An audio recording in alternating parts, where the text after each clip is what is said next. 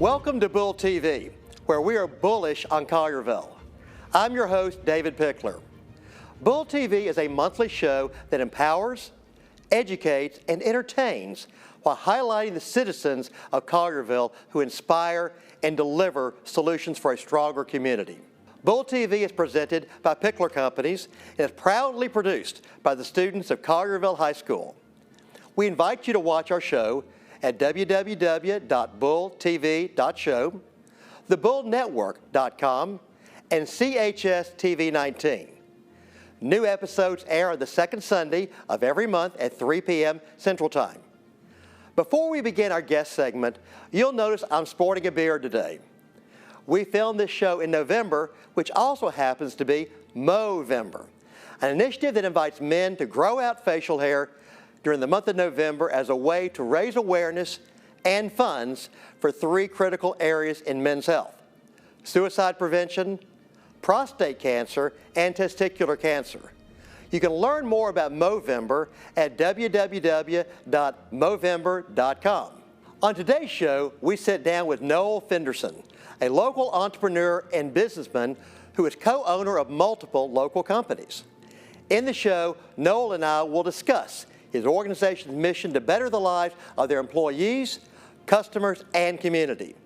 We'll also learn about its foundation, My Town Miracles, and how this nonprofit partners with communities to provide financial assistance and resources to people and families in need of a miracle.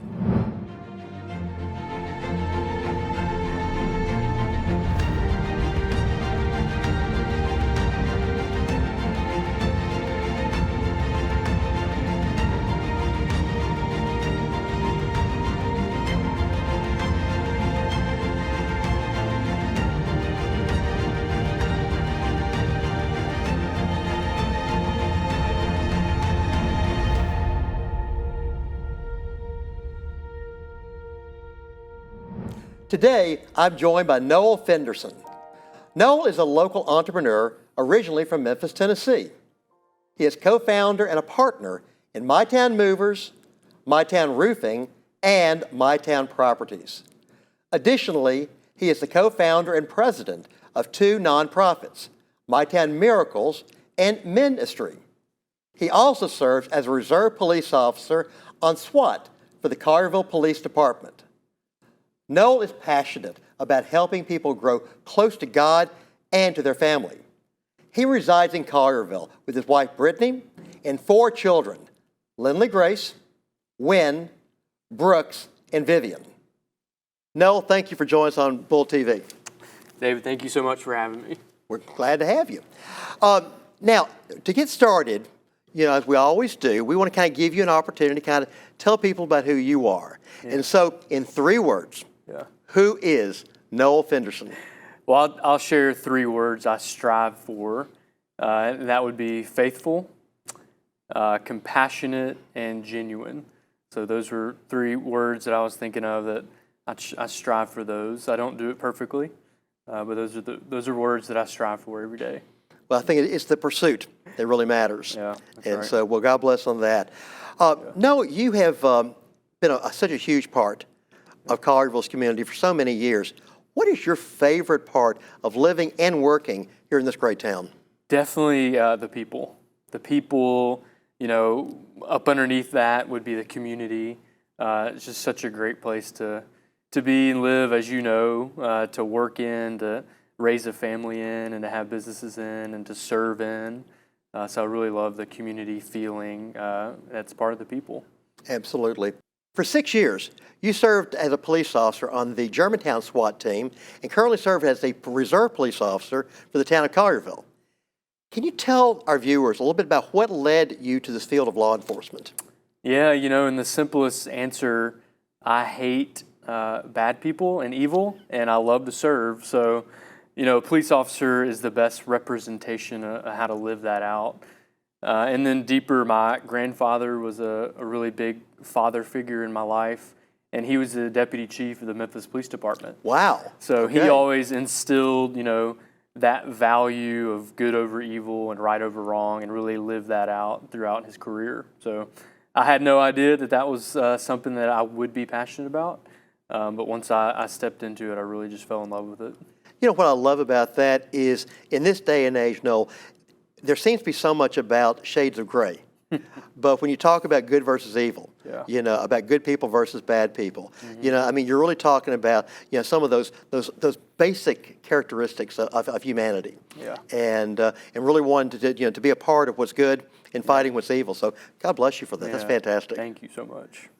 So, you know, tell the viewers a little bit about your journey. You know, about, you know, this wonderful My Town family of firms that you've established. How did all that get started? Yeah, you know, it all started over a cup of coffee and a dream. You know, we really had this vision for a hometown community feeling company, and you know, the name My Town. It's intentional. It's a declaration statement. This is my town. So we want to give where we live. We want to raise families in the same places we're serving, and we just feel that you have a unique responsibility to where you live and work. So it started, you know, with conversations like that of how, you know, how could we live that out.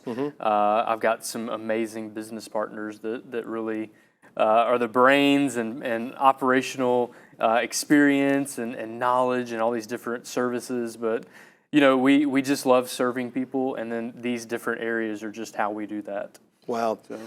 You know, you talk about the brains and everything, but I guarantee I know where the heart is.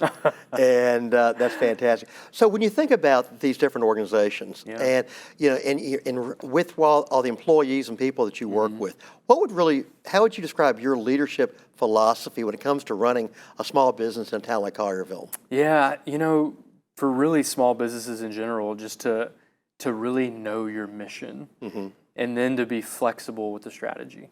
So the mission, the purpose, your why, all those things, you know, we could have conversations all day long, as I know how passionate you are as well.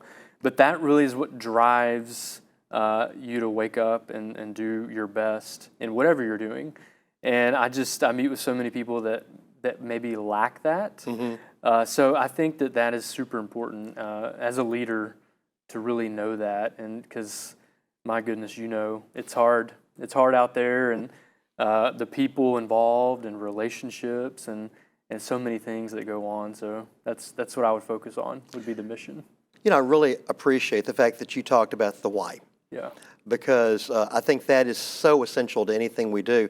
And the other thing that I've found, and I'm sure you have as well, is that people don't do business with you because of what you do. Yeah. But they do business with you because of why you do it. Yeah, that is very true. I mean, you know, there's so many great companies out there that have great people and provide great services, and you know, there's really not many ways to do different services.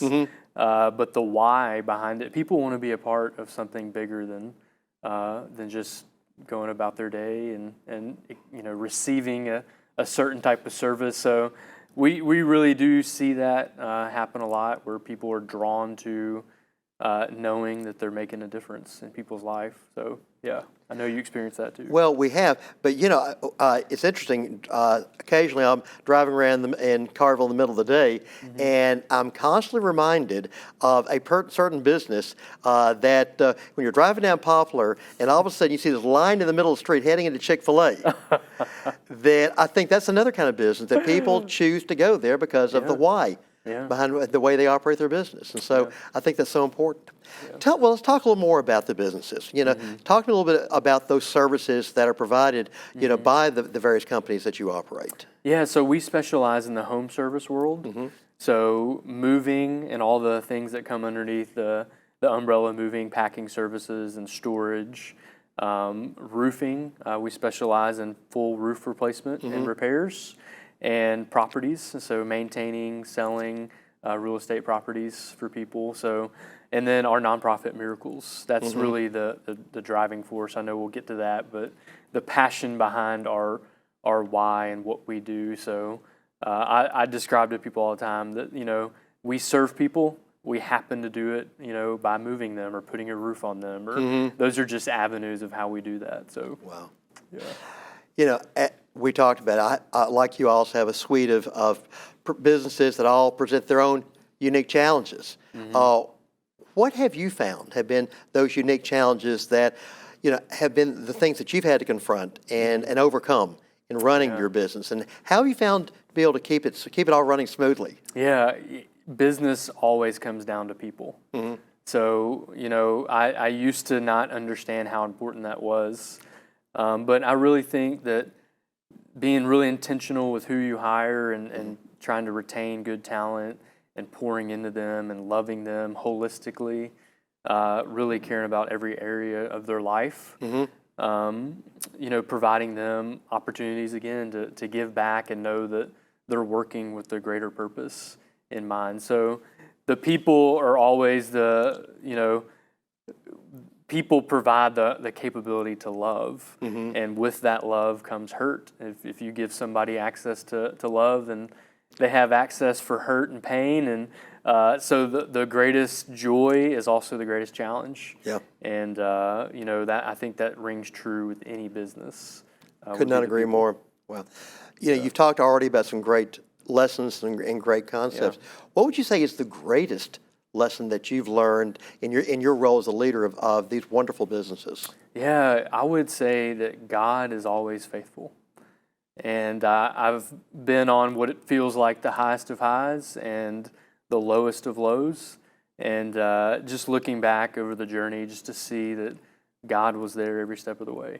And not forgetting that and trusting Him no matter the circumstances or the storm. So that would be my biggest takeaway for that. Well, I think that all of us could learn from keeping that in mind. I couldn't agree more. When you think about the work that you do for all the families that you serve, and I know there's so many different things you can do and so many different ways that you can touch their lives, what would be the most rewarding aspect of the work that you do for the people? Yeah, I think the influence in their life and the lives that are touched and changed would be the biggest reward. So just to know that, my goodness, at lots of these services that we provide are some of the most challenging times in people's life. Exactly.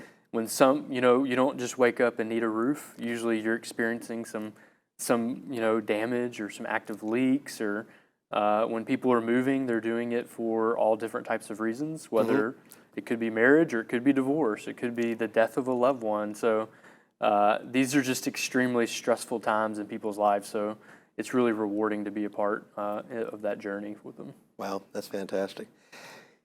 No, community involvement is, I really think it's really part of your DNA. I mean, it's just who you are. And it's also a foundational element of every part of your businesses. I've seen that, the organization you've been a part of over the years, like the St. Jude Marathon, the Memphis Athletic Ministries, the Boys and Girls Club of America, and obviously this wonderful place, Collierville High School. How do you decide, of all the wonderful organizations that are out there, where are you going to devote your time, your talent, your treasure, and really try to make a difference there? Yeah, it's such a great question and a hard question, because there are so many amazing nonprofits in our city, in the greater Mid-South. So really it comes down to the relationship side. We know the need.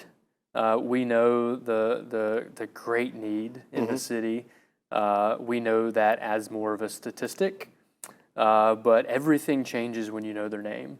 Exactly. So once we develop these relationships with these different nonprofits who are in the trenches day in and day out and serving, we know that they're making a true difference in changing the trajectory of people's life and generationally. So we really lean into that, and we pour into those that we have relationships with. But we take in requests all the time, and we're always loving new relationships established, and it's just really exciting. Memphis is just the #1 giving city in the U.S., so it's really encouraging to walk alongside a lot of these great organizations. Well, you're making a difference, and we've always said in our business that it's nice to be successful, but it's more important to be significant, and in the clients and the communities that we serve, because really it's about giving back. Yeah, and it's about that opportunity, because the community's given so much to us. Yeah. In talking about that, you're a pretty humble guy. And but if you really look at the success and the recognition that your organizations have received, it's pretty amazing. You know, we're looking at this. You know, the Commercial Appeals Best Moving Company, the Memphis Business Journal Small Business of the Year, the Carville Chambers. I love this one, the Spirit of Carville. See, I love that award, the Spirit of Carville. What all that means. What would you attribute to all of this amazing success and recognition that you've seen? The people. Absolutely the people, without a shadow of a doubt. They are what make the My Town brand. They live it out day in and day out, and they're truly special, and you know, we're just super grateful to have them. So that would definitely be what makes that happen. Totally agree. Well, I tell you what, let's get to the meat of why I really wanted you on here. Is I heard some months ago, actually some years ago, about My Town Miracles, and just always been amazed. But let's talk a little bit about that. How did it come about? You know, what did you see as really the purpose of My Town Miracles? And you know, a little bit about the genesis. You know, you know, what was that thought, that spirit, you know, that amazing moment that created this concept, and how it really came to be? Yeah, you know, like we mentioned earlier, when we first started, we knew we wanted to give where we live. And we started partnering with different organizations around town. And we just see such an overwhelming need. And specifically, we looked at where our hearts were drawn to. We looked at the scriptures and what we're commanded to do and live out. And there are just over 100,000 kids in the greater Mid-South that live in such extreme conditions that if you personally knew them, you would radically change your life to help them. Wow. And once we just started experiencing some of these children and their families and the situation, we really just felt like we need to be more intentional about helping them. So we developed My Town Miracles to do just that, and we provide security and stability to children by showing them compassion and the love of Christ. So that is our mission. So that's what we strive for, and it's just been so awesome just to live that out and see that happen in the city. Well, I think you may have already answered this question, but I'm going to let you expand on it. What truly is the most fulfilling thing about the work you do with My Town Miracles? You know, in Matthew 5:16, it says to let your light shine before people that they may see your good deeds and glorify your Father in heaven. And just the privilege that it is to be a vessel for God and to show others Him and His glory and the hope and love that only He can provide, no matter their circumstance. We really want to beacon that hope and share that love. So that's the greatest joy that we have and the greatest privilege we have, for sure. Well, you know, but there are a lot who believe that was one of the founding purposes of this country. Yeah. You know, to be that shining city on a hill. Yep. And so to do that. Yeah. Are there any particular stories that you would like to share with the viewers today about any of the programs you've done with My Town Miracles, or something that really stands out as just an amazing moment? You know, the biggest one, the defining moment, would be the first miracle. And I'll kind of paint a picture for you. You've got a sweet family, a mother and a father and 2 kids. A little girl has a rare condition called cerebral palsy. Very rare, not a lot of children around the world have this. And she's got like 10 doctors throughout Le Bonheur and St. Jude, and just a real sweet little girl, but obviously drastic circumstances. Yes. So mom, you know, because of all the doctors, she has to be a stay-at-home mom. Husband, blue-collar guy, hard worker, but, you know, just he wasn't able to provide, you know, a whole lot. Didn't have health insurance or life insurance or things like this, things that you provide. And tragically, one day he was killed in a car accident. Oh, my goodness. So we had a single mom with 2 kids, one with, you know, just extreme need and condition with no plan and no insurance, no help at all. So a situation like that, we were able to step in. We paid for her mortgage, provided her with resources and all these different people to structure her life to get her back sustainable and on her feet for Paisley was the young girl's little name. And so that would be an example of how we step in circumstances and show, the love of Christ in that. So Wow. Yeah. It's obvious in this conversation that you are a man of faith, and you make it a part of every aspect of your life, including the way you operate your businesses. And in fact, I love this when we were preparing for this presentation, and we talked about the mission of my town, to glorify God by using every talent, gift, and resource to better the lives of employees, customers, and community. What an amazing mission. So tell the people a little bit more about how your faith guides really every decision you make. Yeah, well, and I love how you said that, how it guides every decision. It's not separate.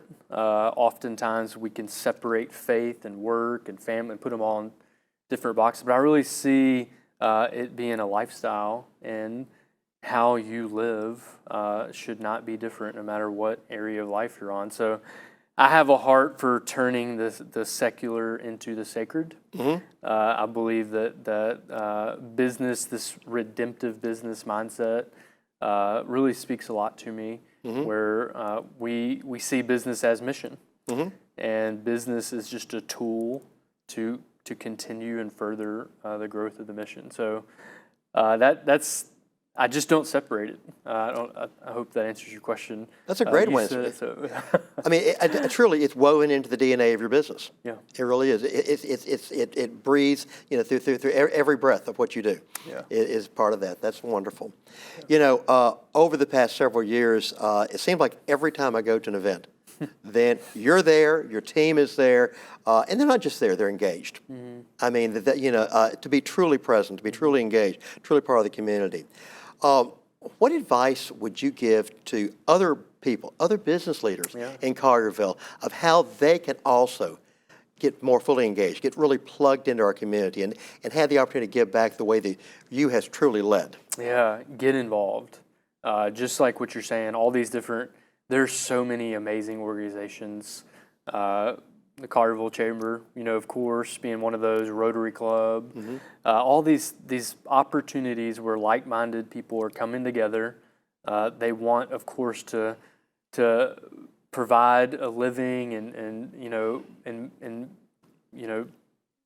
get different opportunities to serve and have that expression in their company. But it's more than that. It's Mm-hmm. relationships. It's networking with a greater purpose, and I just think that that's the most beneficial thing you can do for your business is to get involved.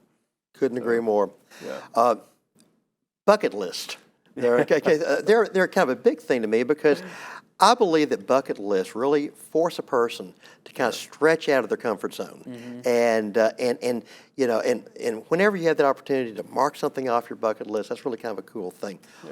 What are some of the things on your bucket list, Noel? Yeah, to travel the whole world. So I've been privileged to be to go to a lot of different places on mission trips, and from South America to Africa, and I just want to. I think that would be just great to be able to go to different places all throughout the world and share the gospel and meet new people in different languages and see how different people worship God, and that is definitely a bucket list of mine. So, Love it. yeah. Here we are inside this amazing Collierville High School, Yep. a building that you've had a huge part of, and a community you've had such a huge part of.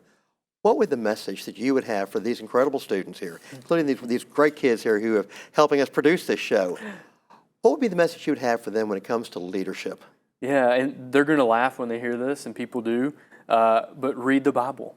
No matter your faith background, I think there's a Harvard professor that said, some of the greatest books and studies on ethics have come from the Sermon on the Mount in the Bible.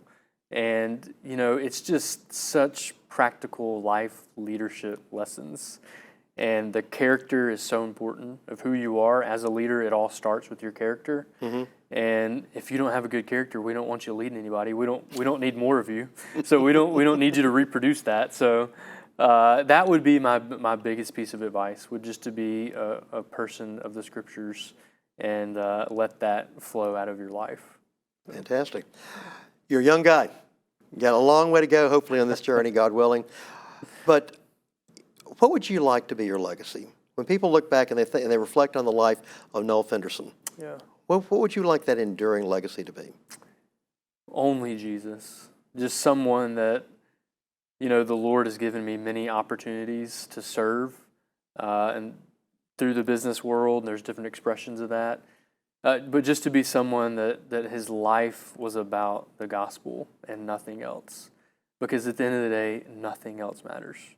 There's a quote I've got in my garage that says, "Only one life, 'twill soon be past. Only what's done for Christ will last." And it's true, because we only got, maybe if we're lucky, 70, 80 years on this planet, and, nothing else matters but that. And using the gifts that you've been given just to serve and give back, I think is the legacy that I would love to leave behind. So. Wow. I think it's so appropriate that this show will be seen in the month of December, time of the holidays, a time that hopefully everyone can reflect on their personal journey of faith. Yeah. And I think it's so important for everyone to worship in their own way, but to be people of faith. Yeah. Because to be guided by something greater than yourself. Yeah. And I think that's so important. No, I want to thank you for joining us, thank Bill you Cole. so What an much. inspiring conversation. And for sharing and being willing to share your story with our viewers. You are an inspiration to so many people. The way you operate your businesses, the way you operate your not-for-profit organization is a testament to who you are as an individual and as a person. Your selfless spirit has changed our community for the better. And we're all very appreciative for the work that you do. So God bless you. God bless you. And have a beautiful holiday season. You do And as thank well. you again for being a part of Bull Yeah. TV. Thank you so much, David. Thank you. Appreciate it. Appreciate it. I believe in the power of miracles. History is filled with countless stories of inexplicable and incredible occurrences that defy conventional explanations. Miracles can also manifest themselves within the hearts and souls of each of us, serving as a catalyst for fantastic acts of kindness and contributions to our community. I also know our town of Collierville to be a community of faith. We're incredibly blessed to have people like Noel Fenderson, who embrace the belief that true success is measured not by a bottom line, but by the impact and significance they can have on the lives of others. As a community, we have the ability to create miracles every day, as long as we lead lives based upon the rock-solid foundation of faith, family, and fellowship. Individually, each of us has the capacity to change lives, but collectively, we can change the world. Never underestimate the power of belief. Never underestimate the impact of love and community. When we come together as a collective heart, our impact can be limitless. Together we can heal broken lives and lift up battered souls. We all remember the pain we felt as a community this past September 23rd, when the peace of our town was shattered by the bullets of hate.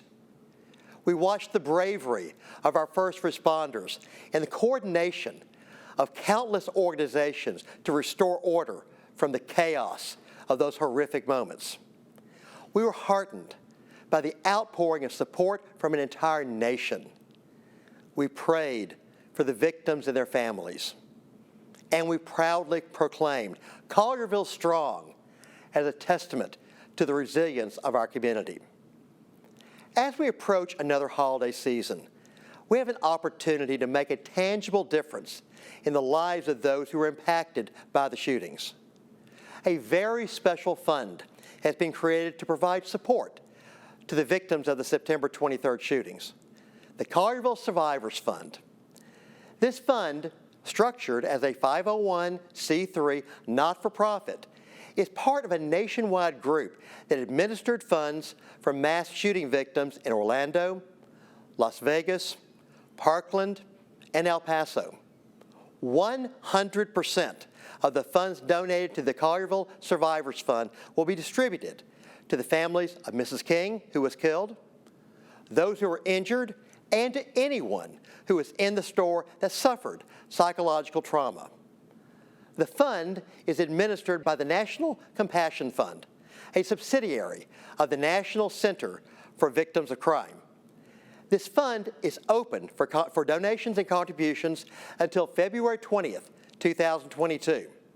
To donate, go to www.nationalcompassion.org/fund/Collierville-Survivors-Fund. Anyone interested in updates on the fund should sign up for the contact list on the website.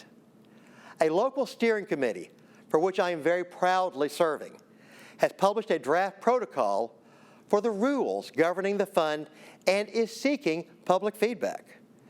There will be a public town hall meeting at Collierville High School in the Pickler Auditorium on December 15th at 7 p.m. to answer questions and to receive feedback on the protocol.